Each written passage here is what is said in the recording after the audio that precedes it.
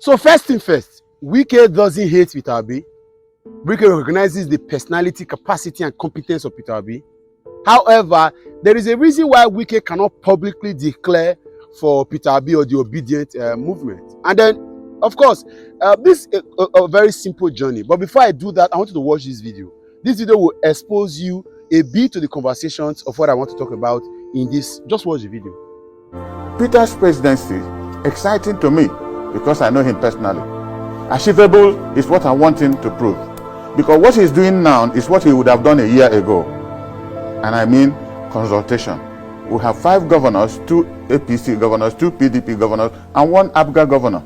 They all have candidates for the various elections coming up next year. Peter is running for presidency. He now has candidates in all those elections. So people are now asking us, disobedient, where do we stop disobedience? Is it on Peter or on the candidates following him down the line? This is where he now has problems. That's it. You get that? So the questions that this man asked, the former chairman of the PDP in Anambra State, right, is asking, where does the obedient movement stop? And that is why many of the persons that you are wishing should declare for Peter Obi are not declaring for him. For example, let me break this down a bit. Wike is a leader, or is the leader of his party, PDP, in Rivers State. And by extension, it means he has gotten people that has worked for him, that has been loyal to him, that has been committed to the party and to his government over the years. And then now he has somehow in his wisdom engaged them into several offices or vying for several offices, maybe the Senate, the House of Rep, the House of Assembly, local government chairman, whatever, in all dimensions. 3 senators, 9 House of Rep members, all that put together. So, and these guys have to contest the 2023 elections on different days. If Wike publicly accepts, declares the camp to the Labour Party or for the obedient movement, it means that these people currently that he has supported to getting the ticket of their party may be left another, and the party would now elect another leadership that would take control, and it may not be good for them. They may not win the elections because, of course, the governor is no longer in support of them because you cannot be in another party. And that's why this man asked in this video, what does the obedient movement stop? So people like Seyi Makinde of Oyo State, Autumn of Benue State, Ekpeazu of Abia State, and Wike of Rivers State, who possibly have shown that they are disgruntled, they are not comfortable with the arrangement in the PDP, cannot publicly now say that they are going to move to the Labour Party.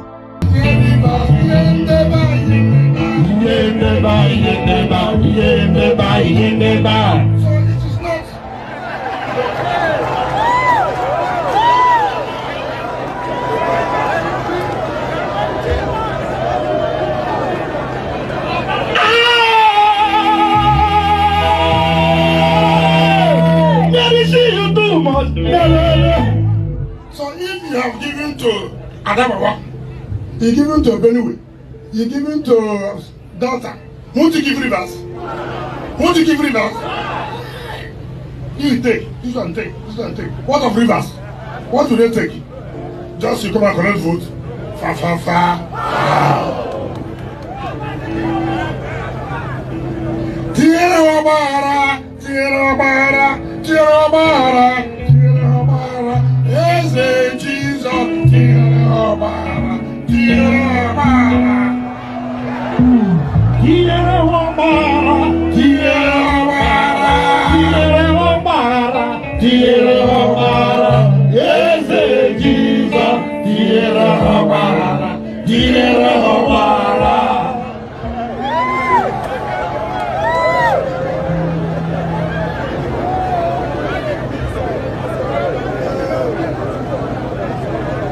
You know, the God of confusion will put confusion in them. They think it's Rivers State they are doing themselves. They will see confusion from now to the end until they withdraw and understand that there's no road there. Do you understand me? Come on, come to the wow, come on, come to the wow. Come on,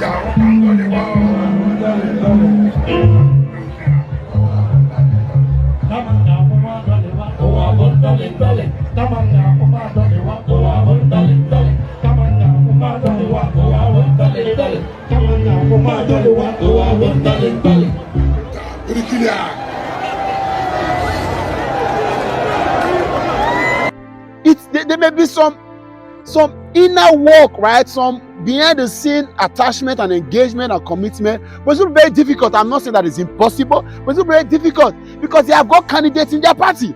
So don't expect too much, and that's why I'm doing this video. Obide, don't expect too much. Wike may finally have to go back to settle with his party. He may, or he may even decide to move on to working with Tinubu, but it's going to be something very difficult. Let me tell you how these things work. You see, politics is about interest. First, about personal interest, and then two, collective interest. Everything is still interest. If Peter Obi become president, we are going to be happy that we voted for him or our personal. But first, there's a prestige of presidency coming to a man. He desired it and he got it. He will become the most powerful individual in this country. He will become the most decorated personality in the whole of Africa, and even sub-Saharan Africa. It's going to be huge for him, even if he's going to work for our interests. But his own personal interest of becoming president has been fulfilled. That's it. And so these guys have got personal interests first, and they are collective interests, and that's why we continually complain, whether we call them bigots or nepotistic or ethnocentric or whatever you want to say. That's why in the north there is a more deepened collective interest, and that's why Tambuwa can stamp that for Atiku, even if he has been Wike's friend for a long time. You know why? There's a collective interest, and you know why? The North has had a system of government even before the amalgamation of the North and South in 1914. There's been a very, very deep system of government. But in the South, like you say, Southern governors met and agreed that they will not allow power to go to the North, that power must come to the South, and Southern governors under the PDP, which Wike was in, Obaseki, Okowa, and all that. But today, many of them did not vote Wike. Many of them did not support him. And even when it was not time to pick in a vice president, Governor Okowa, Ifeanyi Okowa, betrayed, in their words, betrayed them by accepting to be vice president. They had expected that none of them would have accepted. Maybe would have gone to pick somebody else, but not a governor, a serving governor, after they had an agreement in their Sabbath declaration, where they agreed on ranching as what's the name of this very open grazing and a lot of other things, right? This is the situation. So don't get too much expectation. These meetings may actually prove nothing. So don't wait for Wike to come, and if it doesn't come, you're not feeling disappointed or feeling there's no endorsement.